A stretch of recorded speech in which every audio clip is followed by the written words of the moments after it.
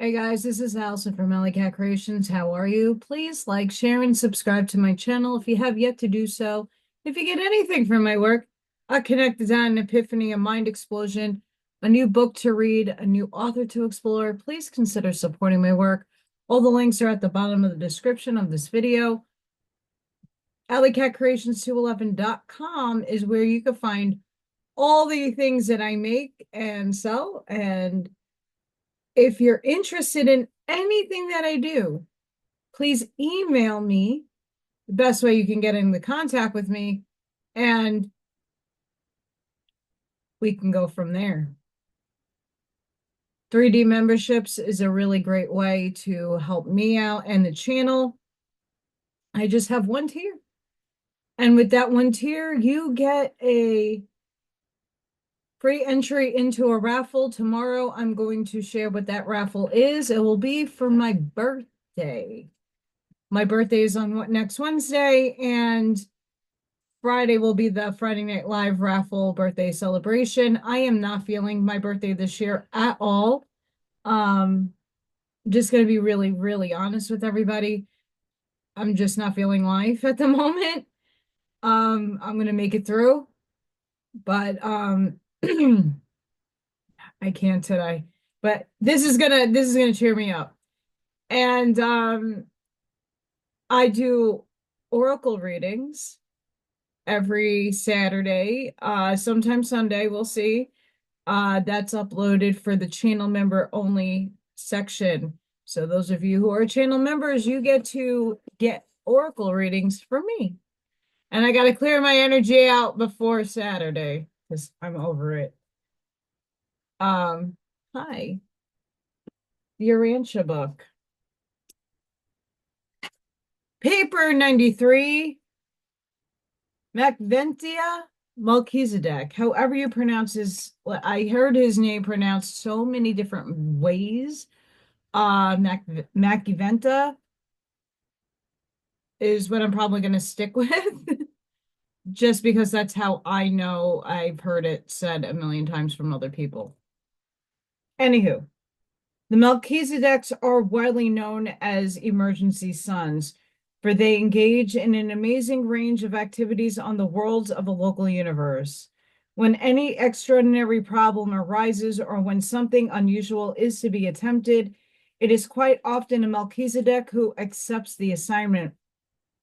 The ability of the Melchizedek sons to function in emergencies and on widely divergent levels of the universe, even on the physical plane of personality manifestation, is peculiar to their order. Only the life carriers share to any degree this metamorphic range of personality and function.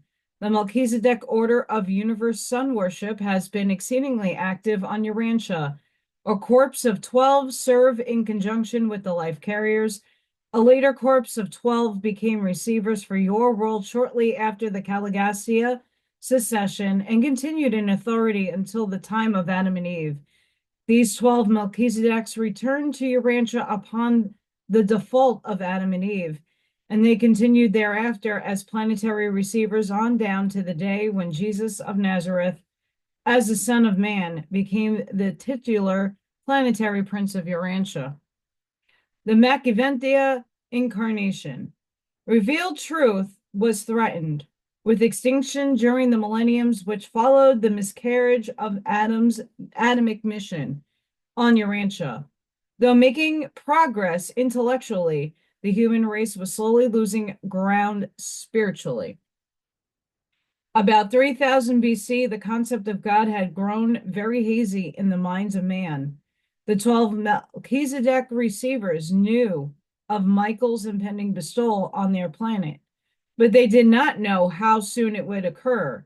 Therefore, they convened on solemn council and petitioned the Most Highs of Adentia that some provision be made for maintaining the light of truth on Urantia. This plea was dismissed with the mandate that the conduct of affairs on 606 of Satania is fully in the hands of the Melchizedek custodians. The receivers then appealed to the father Melchizedek for help, but only received word there should continue to uphold truth in the manner of their own election until the arrival of a bestowal son who would rescue the planet titles from forfeiture and uncertainty. And it was in consequence of having been thrown on completely on their own resources that Machiventa Melchizedek, one of the 12 planetary receivers, volunteered to do that which had been done only 6 times in all the history of Nebadon, to personalize on Earth as a temporary man of the realm, to bestow himself as an emergency son of the world ministry. Permission was granted for this adventure by the Salvington authorities, and the actual incarnation of Machiventa Melchizedek was consummated near what was to become the city of Salem in Palestine. The entire transaction of the materialization of this Melchizedek son was completed by the planetary receivers with the cooperation of the life carriers, certain of the master physical controllers, and other celestial personalities resident on Urantia. It was 1,973 years before the birth of Jesus that Machiventa was bestowed upon the human races of Urantia. His coming was unspectacular. His materialization was not witnessed by human eyes. He was first observed by the mortal man on that eventful day when he entered the tent of Adon, a Chaldean herder of Sumerian extraction. And the proclamation of his mission was to embodied in the simple statement which he made to the shepherd, I am Melchizedek, priest of El Elon, the Most High, the one and only God. Then the herder had recovered from his astonishment, and after he had plied this stranger with many questions, he asked Melchizedek to soup up with him, and this was the first time in his long universe career that Machiventa had partaken of material food. The nourishment which was to sustain him throughout his 94 years of life as a material being. And that night, as they talked out under the stars, Melchizedek began his mission of the revelation of the truth of the reality of God, when with a sweep of his arm, he turned to Amdon, saying, El Lyron, the Most High, is the divine creator of the stars of the firmament and even of this very earth on which we live. And he also the supreme God of the heaven. Within a few years, Melchizedek had gathered around himself a group of pupils, disciples, and believers who formed the nucleus of the latter community of Salem. He was soon known throughout Palestine as the priest of El Lyron, the Most High, and as the sage of Salem. Among some of the surrounding tribes, he was often referred to as the Sheikh, or king of Salem. Salem was the site which, after the disappearance of Melchizedek, became the city of Jebus, subsequently being called Jerusalem. In personal appearance, Melchizedek resembled then blended Nodite and Sumerian peoples, being almost 6 feet in height and possessing a commanding presence. He spoke Chaldean and a half dozen other languages. He dressed much as did the Canaanite priests, except that on his breast he wore an emblem of 3 concentric circles, the Satania symbol of the Paradise Trinity. In the course of his ministry, this insignia of 3 concentric circles became regarded so sacred by his followers that they never dared to use it, and it was soon forgotten with the passing of the few generations. Though Machiventa lived about the manner of the men of the realm, he never married, nor could he left offspring on earth. His physical body, while resembling that of the human male, was in reality on the order of those especially constructed bodies used by the 100 materialized members of Prince Caligassia's staff, except that it did not carry the life plasm of any human race. Nor was there available on Urantia the tree of life. Had Machiventa remained for any long period on Earth, his physical mechanism would have gradually deteriorated. As it was, he terminated his bestowal mission in 94 years, long before his material body had begun to disintegrate. This incarnation, Melchizedek received a thought adjuster who indwelt his superhuman personality as the monitor of time and the mentor of the flesh, thus gaining that experience and practical introduction to Urantia problems and to the technique of indwelling an incarnated son, which enabled the spirit of the Father to function so valiantly in the human mind of the latter Son of God. Michael, when he appeared on earth in the likeness of mortal flesh, and this is the only thought adjuster who ever functioned in two minds on Urantia, but both minds were divine as well as human. During the incarnation in the flesh, Machiventa was in full contact with his 11 fellows of the Corps of Planetary Custodians, but he could not communicate with other orders of celestial personalities. Aside from the Melchizedek receivers, he had no more contact with superhuman intelligences than a human being. Melchizedek's teachings. With the passing of a decade, Melchizedek organized his schools at Salem, patterning them on the olden system, which he had been developed by the early Sethite priests of the second Eden.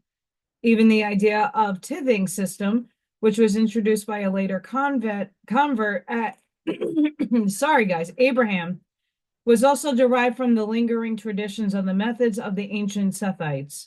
Melchizedek taught the concept of one God, a universal deity, but he allowed the people to associate this teaching with the constellation father of Nor-Ladadek, whom he termed El-Aron, the Most High. Melchizedek remained all but silent as to the status of Lucifer and the state of affairs on Jerusalem. Lanaforge, the system's sovereign, had little to do with the Urantia until the completion of Michael's bestowal. To a majority of the Salem students, Identia was heaven and the Most High was God. The symbol of the three concentric circles, which Melchizedek adopted as the insignia of his bestowal, a majority of the people interpreted as standing for the three kingdoms of man, angels, and God. And they were allowed to continue in that belief. Very few of his followers ever knew that these three circles were emblematic of the infinity, eternity, and universality of the Paradise Trinity of divine maintenance and direction. Even Abraham rather regarded this symbol as standing for the three most highs of Identia. And as he had been instructed with the three most highs functioned as one, to the extent that Melchizedek taught the Trinity concept symbolized in his insignia. He usually associated with the three Venonadic rulers of the constellation of Nor-Ladadek. To the rank and file of his followers, he made no effort to present teaching beyond the fact of the rulership of the Most High of Identia, gods of Urantia. But to some, Melchizedek taught advanced truth, embracing the conduct and organization of local universe, while to his brilliant disciple Nordan, the Kenite, and his band of earnest students, he taught the truths of the super universe and even of Hervanta. The members of the family of Catro,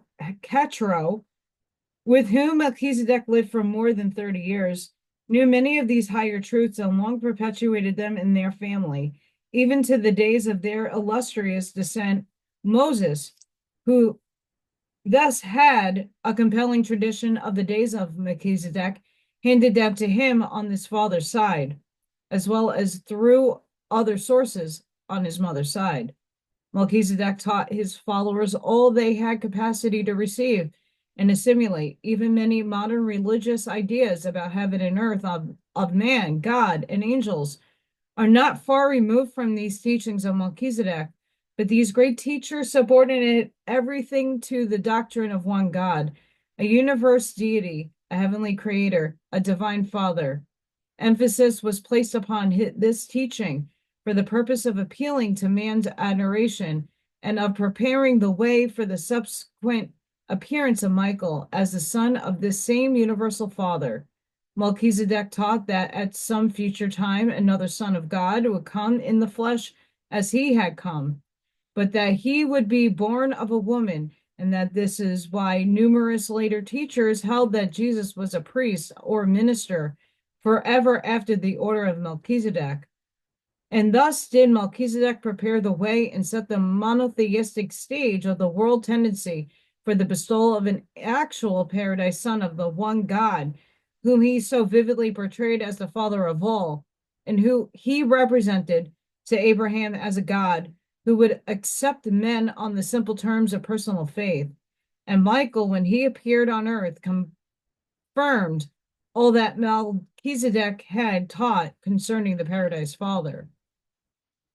The Salem religion. The ceremonies of the Salem worship were very simple. Every person who signaled, signed, or marked the clay tablet rolls of the Melchizedek Church committed to memory and subscribed to the following belief. 1. I believe in Elron, the Most High God, the only universal Father and Creator of all things. 2. I accept that Melchizedek covenant with the Most High, which bestows the favor of God on my faith, not on sacrifices and burnt offerings. 3. I promise to obey the 7 commandments of Melchizedek and to tell the good news of this covenant with the Most High to all men. And that was the whole of the creed of the Salem colony. But even such a short and simple declaration of faith was altogether too much and too advanced for the men of those days. They simply could not grasp the idea of getting divine favor for nothing by faith. They were too deeply confirmed in the belief that man was born under forfeit to the gods. Too long and too earnestly had they sacrificed and made gifts to the priests to be able to comprehend the good news and the salvation. Divine favor was a free gift to all who would believe in the Melchizedek covenant. But Abraham did believe half-heartedly, and even that was counted for righteousness. The 7 commandments promulgated by Melchizedek was patterned along the lines of the ancient Dalamatrian supreme law and very much resembled the 7 commands taught in the first and second Edens. These commands of the Salem religion were, you shall not serve any God but the Most High Creator of heaven and earth. You shall not doubt that faith is the only requirement for eternal salvation. You shall not bear false witness. You shall not kill. You shall not steal. You shall not commit adultery. You shall not show disrespect for your parents and elders. While no sacrifices were permitted within the colony, Melchizedek well knew how difficult it is to suddenly uproot long-established customs, and accordingly had wise offered these people the substitution of a sacrament of bread and wine for the other sacrifice of flesh and blood. It is of record, Melchizedek, king of Salem, brought forth bread and wine. But even this cautious invocation was not altogether successful. The various tribes of all maintained auxiliary centers on the outskirts of Salem, where they offered sacrifices and burnt offerings. Even Abraham resorted to these barbarous practice after his victory over Chedorlaomer. I don't know how to pronounce that. It's a very long sea name. He simply did not feel quite at ease until he had offered a conventional sacrifice. And Melchizedek never did succeed in fully eradicating this proclivity to sacrifice from the religious practices of his followers, even of Abraham. Like Jesus, Melchizedek attended strictly to the fulfillment of the mission of his bestowal. He did not attempt to reform the Moors, to change the habits of the world, nor to promulgate even advanced sanitary practices or scientific truths. He came to achieve 2 tasks: to keep alive on earth the truth of the one God, and to prepare the way for the subsequent mortal bestowal of a paradise son of the universal Father. Melchizedek taught elementary revealed truth at Salem for 94 years, and during this time, Abraham attended the Salem school 3 different times. He finally became a convert to the Salem teachings, becoming one of Melchizedek's most brilliant pupils and chief supporters. The selection of Abraham. Although it may be an error to speak of chosen people, it is not mistake to refer to Abraham as a chosen individual. Melchizedek did lay upon Abraham the responsibility of keeping alive the truth of one God as it distinguished from the prevailing belief in plural deities. The choice of Palestine as a site for the Machiventa's activities was in part predicted upon the desire to establish contact with some human family embodying the potentials and leadership. At some time of the incarnation of Melchizedek, there was many families on earth just as well prepared to receive the doctrine of Salem as was that of Abraham. There were equally endowed families among the red men, the yellow men, and the descendants of the Andites to the west and north.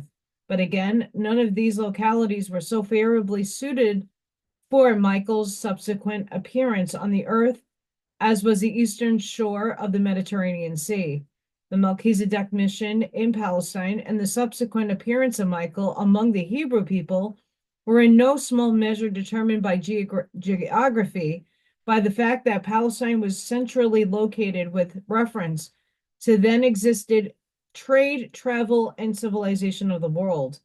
For some time, the Melchizedek receivers had been observing the ancestors of Abraham, and they confidently expected offspring in a certain generation who would be characterized by intelligence, initiative, sagacity, and sincerity. The children of Terah, the father of Abraham, in every way met these expectations. It was this possibility of contact with these versatile children of Terah that had considerable to do with the appearance of Machiventa at Salem, rather than in Egypt, China, India, or among the northern tribes. Terah and his family were half-hearted converts to the Salem religion, which had been preached in Chaldea.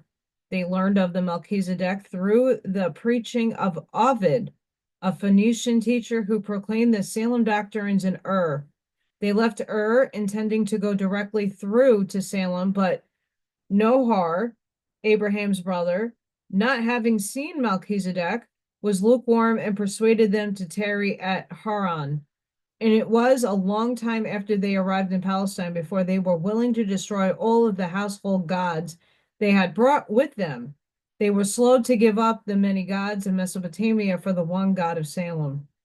A few weeks after the death of Abraham's father, Terah, Melchizedek sent one of his students, Joram, the Hittite, to extend his invitation to both Abraham and Nahor. Come to Salem, where you shall hear our teachings of the truth of the central, eternal Creator. And in the enlightened offspring of you two brothers shall all the world be blessed. Now Nahor had not wholly accepted the Melchizedek gospel. He remained behind and built up a strong city-state which bore his name. But Lot, Abraham's nephew, decided to go with his uncle to Salem. Upon arriving at Salem, Abraham and Lot chose a hilly fastness near the city where they could defend themselves against the many surprise attacks of northern raiders. At this time, the Hittites, Assyrians, Philistines, and other groups were constantly raiding the tribes of central and southern Palestine. For their stronghold in the hills, Abraham Lot made frequent pilgrimages to Salem. Not long after they had established themselves near Salem, Abraham and Lot journeyed to the valley of the Nile to obtain food supplies, as there were then a drought in Palestine. During his brief sojourn in Egypt, Abraham found a distant relative on the Egyptian throne, and he served as the commander of two very successful military expeditions for this king. During the latter part of his sojourn on the Nile, he and his wife Sarah lived at court, and when leaving Egypt, he was given a share of the spoils of his military campaigns.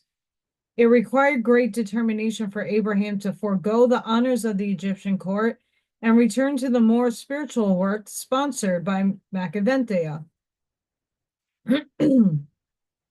But Melchizedek was revered even in Egypt, and when the full story was laid before Pharaoh, he strongly urged Abraham to return to the execution of his vows to the cause of Salem.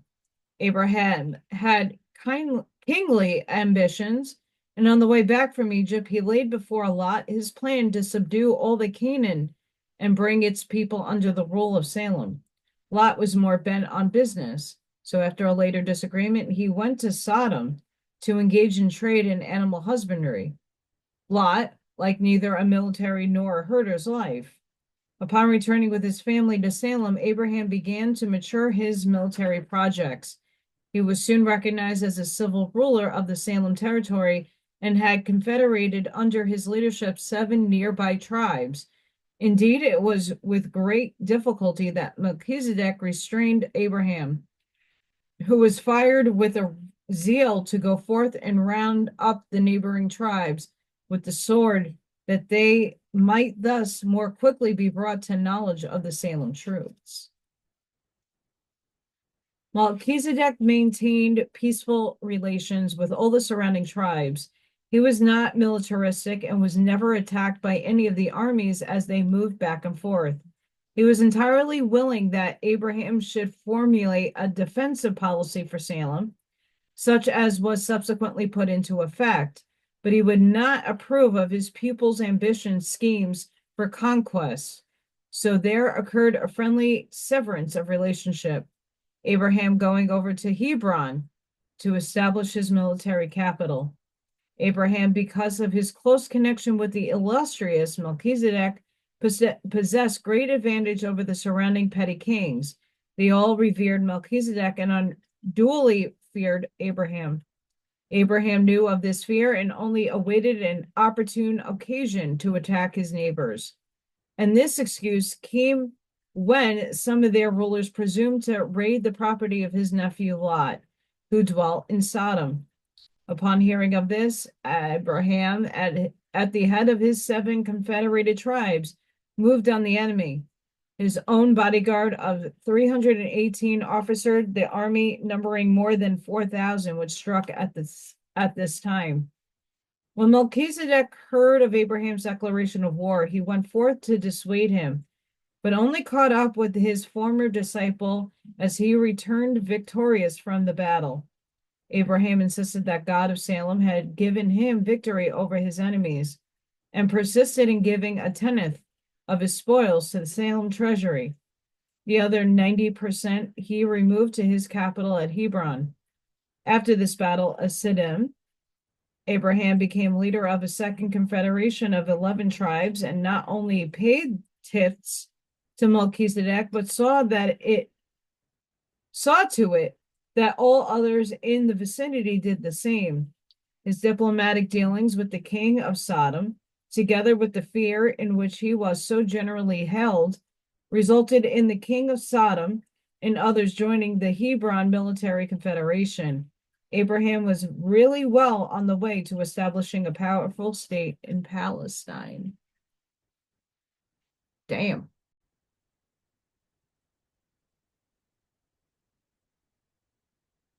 Melchizedek's covenant with Abraham. Abraham envisaged the conquest of all Canaan. His determination was only weakened by the fact that Melchizedek would not sanction the undertaking, but Abraham had about decided to embark upon the enterprise when the thought that he had no son to succeed him as a ruler of this proposed kingdom began to worry him. He arranged another conference with Melchizedek, and it was in the course of this interview that the priest of Salem, the visible Son of God, persuaded Abraham to abandon his scheme of the material conquest and temporal rule in favor of the spiritual concept of the King of the Heaven. Melchizedek explained to Abraham the futility, however you pronounce that, I'm over life right now, of contending with the Amorite Confederation, but made it equally clear that these backward clans were certainly committing suicide by their foolish practices, so that in a few generations they would be so weakened that their descendants of Abraham, meanwhile greatly increased, could easily overcome them. And Melchizedek made a formal covenant with Abraham at Salem. He said to Abraham, "Look, now up to the heavens and number the stars if you are able to so numerous shall your seed be. And Abraham believed Melchizedek, and it was counted to him for righteousness. And then Melchizedek told Abraham the story of the future occupation of Canaan by his offspring after their sojourns in Egypt. The covenant of Melchizedek with Abraham represents the great Urantian agreement between divinity and humanity, whereby God agrees to do everything man only agrees to believe God's promises and follow his instructions. Heretofore, it had been believed that salvation could be secured only by works, sacrifices, and offerings. Now, Melchizedek again brought to Urantia the good news that salvation, favor with God, is to be had by faith. But this gospel of simple faith in God was too advanced. The Semitic tribesmen subsequently preferred to go back to the older sacrifices and atonement for sin by the shedding of blood. It was not long after the establishment of this covenant that Isaac, the son of Abraham, was born in accordance with the promise of Melchizedek. After the birth of Isaac, Abraham took a very solemn attitude toward his covenant with Melchizedek, going over to Salem to have it stated in writing. It was this public formal acceptance of the covenant that he changed his name from Abram to Abraham.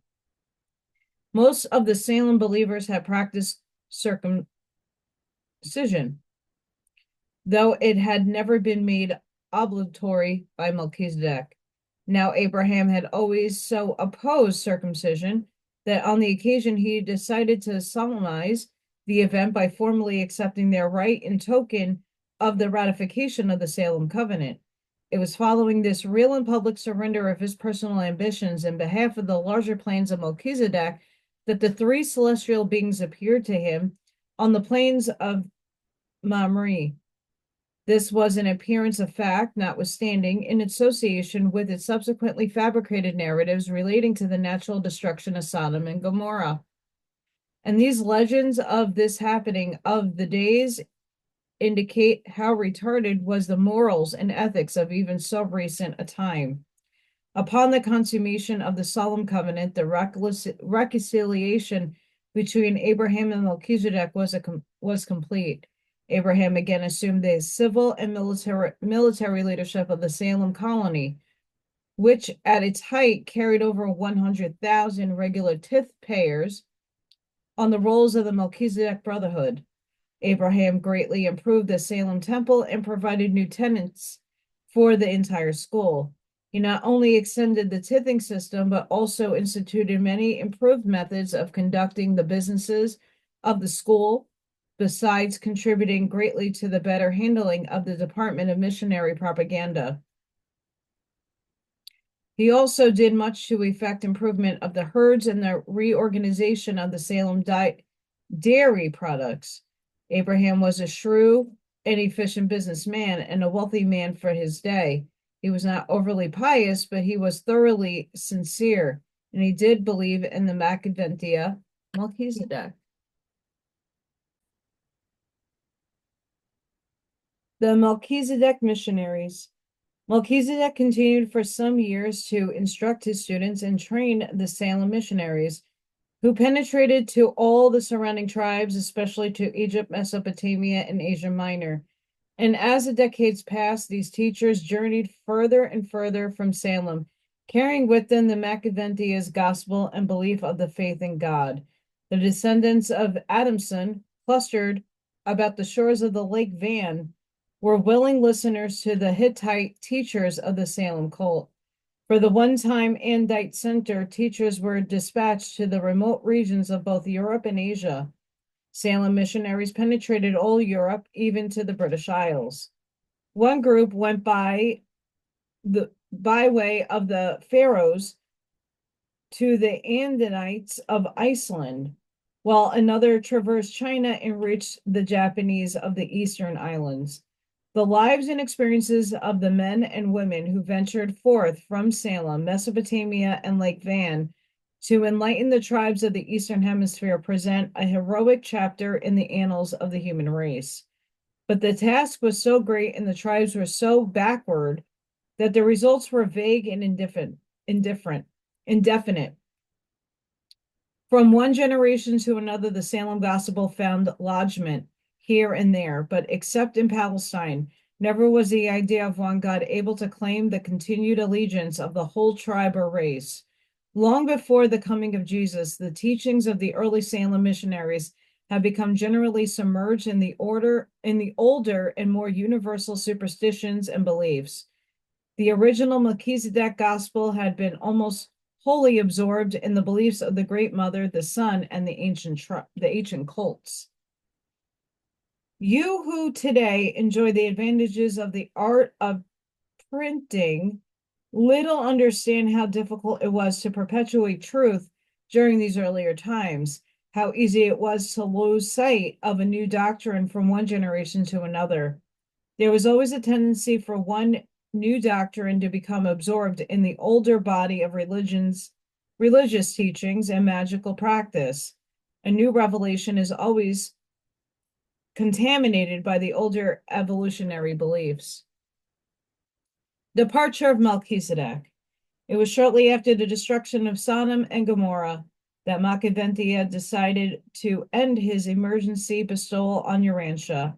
Melchizedek's decision to terminate his sojourn in the flesh was influenced by numerous conditions, chief of which was the growing tendency of the surrounding tribes and even of his immediate associates to regard him as a demigod, to look upon him as a supernatural being, which indeed he was, but they were beginning to reverence him unduly and with a highly superstitious fear. In addition to these reasons, Melchizedek wanted to leave the scene of his earthly activities a sufficient length of time before Abraham's death to ensure that the truth of the one and only God would become strongly established in the minds of his followers. Accordingly, Machiventa retired one night to his tent at Salem, having said goodnight to his human companions, and when they went to call him in the morning, he was not there, for his fellows had taken him. After Melchizedek's departure, it was a great trial for Abraham when Melchizedek so suddenly disappeared. Although he had fully warned his followers that he must sometime go as he had come, they were not reconciled to the loss of their wonderful leader.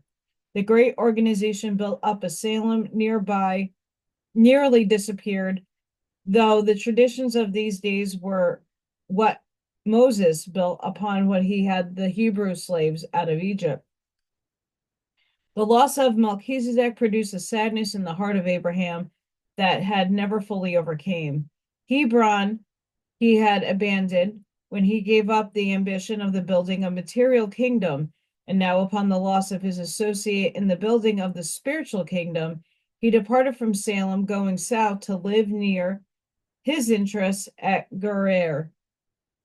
Abraham became fearful and timid immediately after the disappearance of Melchizedek. He withheld his identity upon arrival at Gerar, so that Amalek appropriated his wife. Shortly after his marriage to Sarah, Abraham one night had overheard a plot to murder him in order to get his brilliant wife.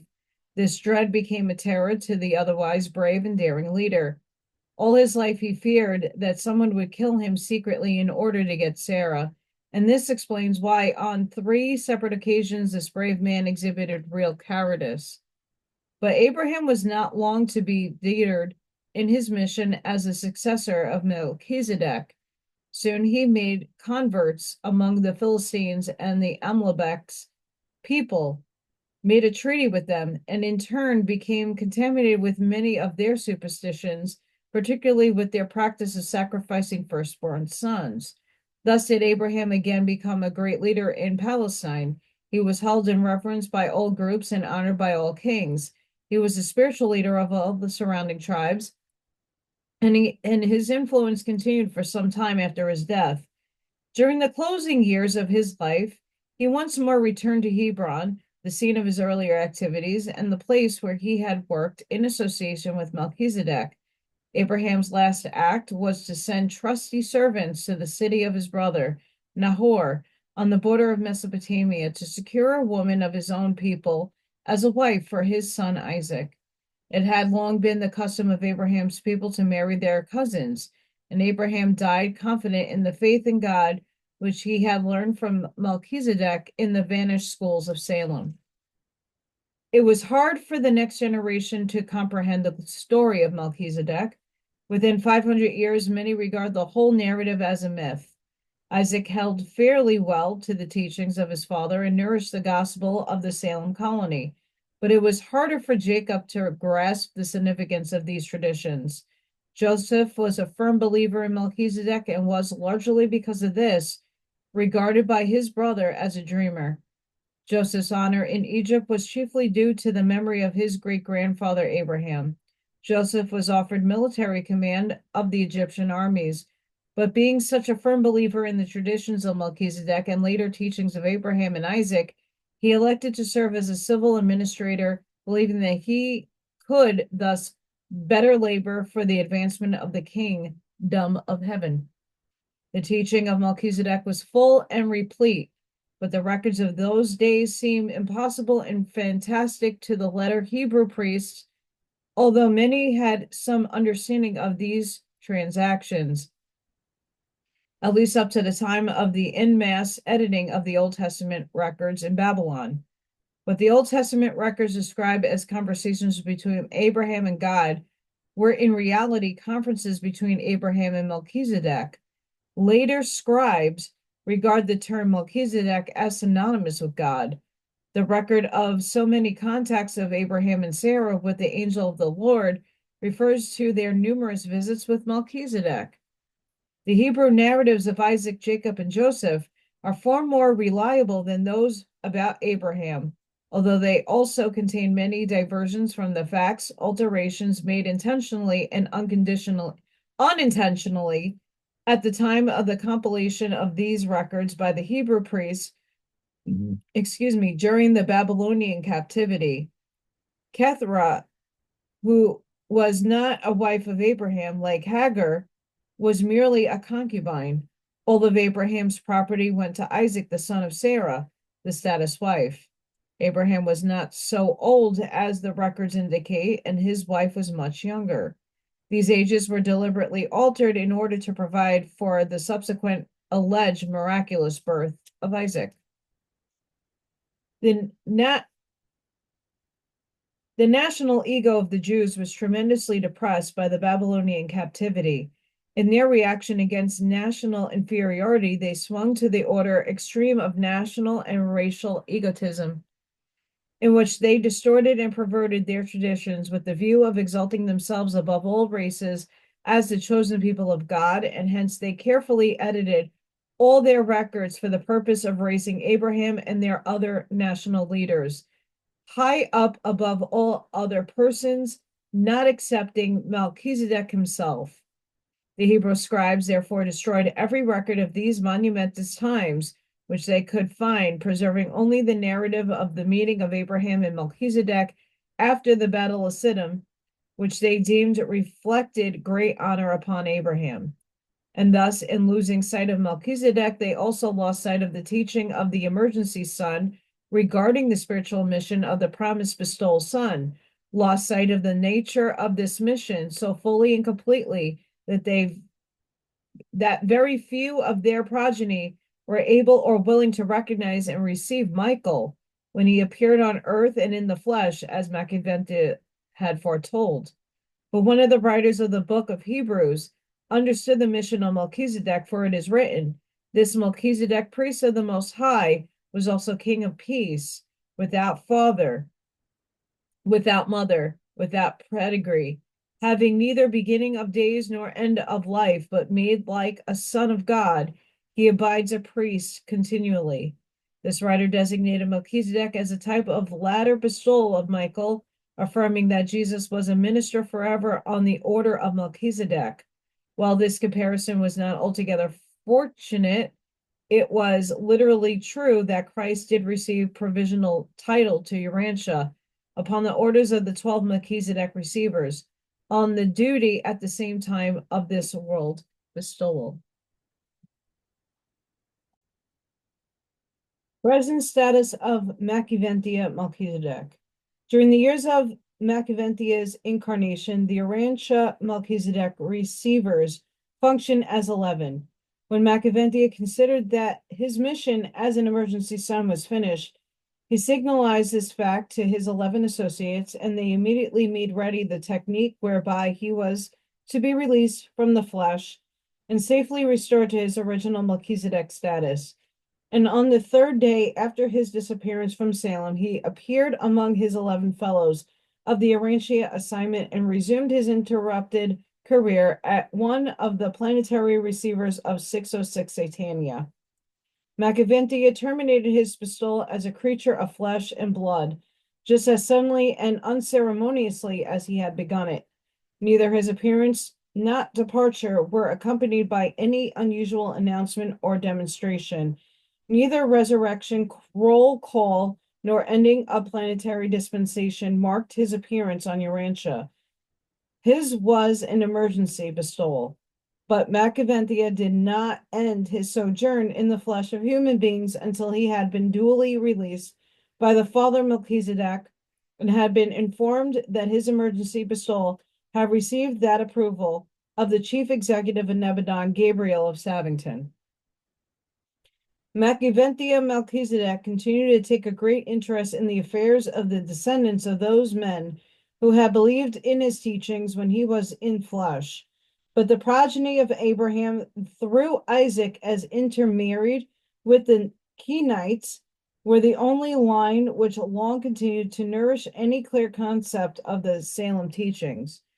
This same Melchizedek continued to collaborate throughout the 19 succeeding centuries with the many prophets and seers, thus endeavoring to keep alive the truths of Salem until the fullness of the time for Michael's appearance on Earth.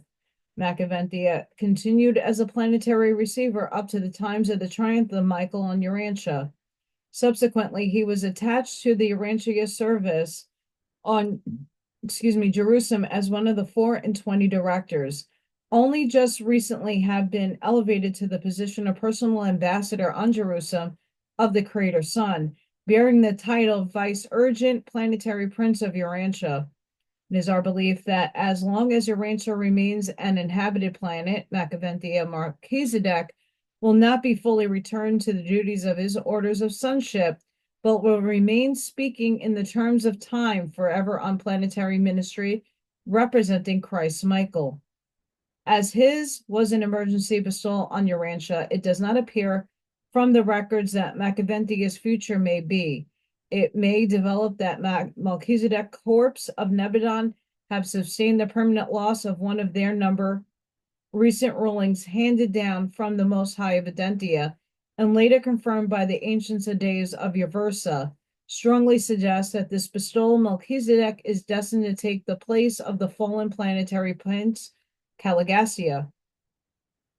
If our conjectures in this respect are correct, it is altogether possible that Machiventa Melchizedek may again appear in person on Urantia in some modified manner, resume the role of the dethroned planetary prince, or else appear on Earth to function as a vice-regent planetary prince representing Christ Michael, who now actually holds the title of planetary prince of Urantia. While it is far from clear to us as to what Machiventa's destiny may be, nevertheless, events which have so recently taken place strongly suggest that the foregoing conjectures are probably not far from the truth. We will understand how, by his triumph on Urantia, Michael became the successor of both Caligastia and Adam, how he became the planetary prince of peace and the second Adam. And now we behold the conferring upon this Melchizedek of the title Vice-Regent Planetary Prince of Urantia. Will he also be constituted Vice-Regent Material Son of Urantia? Or is there a possibility that an unexpected and unprecedented event is to take place, that sometime return to the planet of Adam and Eve, or certain of their progeny as representatives of Michael, with the titles Vice-Regents of the second Adam of Urantia? And all these speculations associated with the certainty of future appearances of both magisterial and Trinity teacher sons, in conjunction with their explicit promise of the Creator Son to return sometime, make Urantia a planet of future uncertainty and render it one of the most interesting and intriguing spheres in all the universe of Nebadon. It is altogether possible that in some future age, when Urantia is approaching the era of light and life, after the affairs of Lucifer Rebellion and Caligasia secession had been fully adjudicated, we may witness the presence on Urantia simultaneously of Machiventa, Adam, Eve, and Christ Michael, as well as either a magisterial son or even Trinity teacher sons. It has long been the opinion of our order of the Machiventa's presence on the Jerusalem corpse of Urantia directors, the 24 counselors, and sufficient evidence to warrant the belief that he is destined to follow the mortals of Urantia on through the universe scheme, a progression and ascension, even to the paradise corpse of finality. We know that Adam and Eve are thus destined to accompany their earth fellows on the paradise adventure when Urantia has become settled in light and life. Less than 1,000 years ago, this same Machiventa Melchizedek, the one-time sage of Salem, was invisibly present on Urantia for a period of 100 years, acting as resident governor general of the planet. And if the present system of directing planetary affairs should continue, he will be due to return in some capacity in a little over 1,000 years. This is the story of Machiventa Melchizedek, one of the most unique of all characters ever to become connected with the history of Urantia, and a personality who may be destined to play an important role in the future experience of your irregular and unusual world. Presented by a Melchizedek of Nebadon. That was a long one, but a goodie. And it's interesting, their perceptions there. Real interesting, to say the least. Sending each and every one of you love, light, compassion, grace, shielding, and protective energy. Please go within, be the shoulder, be the lighthouse, seed your truth. I hope to see you all in the next one. I will be live tomorrow, probably around 5:30. We'll see. Please be safe, be seen, light the path forward, and I hope to see you all in the next one. Bye for now.